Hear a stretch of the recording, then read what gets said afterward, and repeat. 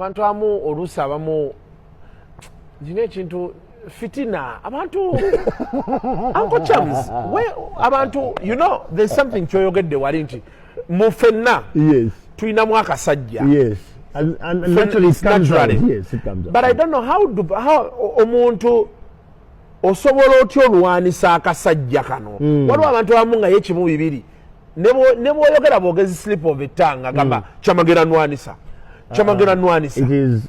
it is two things. One, ajja okugamba nti kyamagera nwanisa, they have low esteem.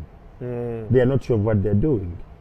Then kubwe ng'omuntu okulwanyisa akasajja ku mutima ku bantu abalala.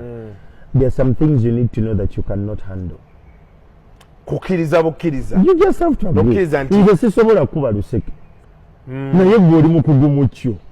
I mean, tubireka n'ogamba nti notanyiga nti olabye Kasuku alumbye wava munno amukubye oluseke lwa miliyoni 2 azimuwe aveewo sigenda nze zisaba notatandika nti abo abaana babeera basabiriza buli kiseera Kasuku mukugumu kuba oluseke emboozi yange gyengenda onyumya ne wava munno it's based on intellectual understanding of the business and how do I plug in, how do we make business, that's it.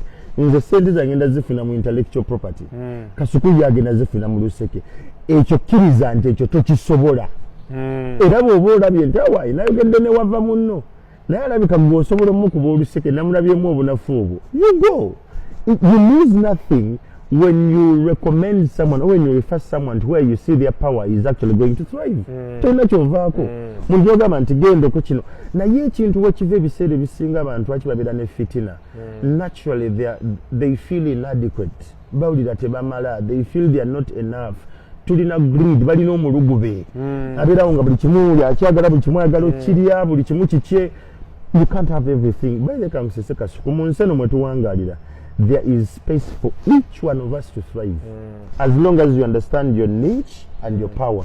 What circle bagita circle of influence and circle of concern.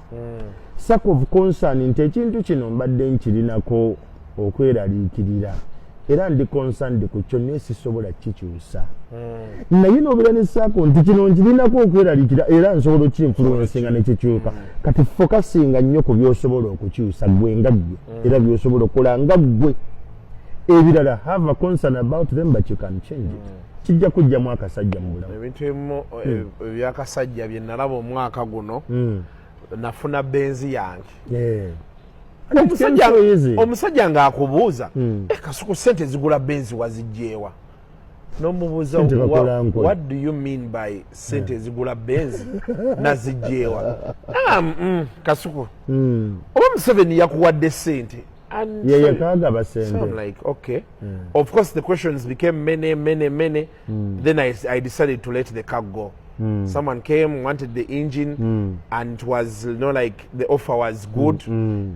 The background of everything that was going on. Kasuku chino, Kasuku chiri. So I let the car go. Then the next part I hear boldly someone tells me, hey, after Kasuku twakulanga tojja sobola base.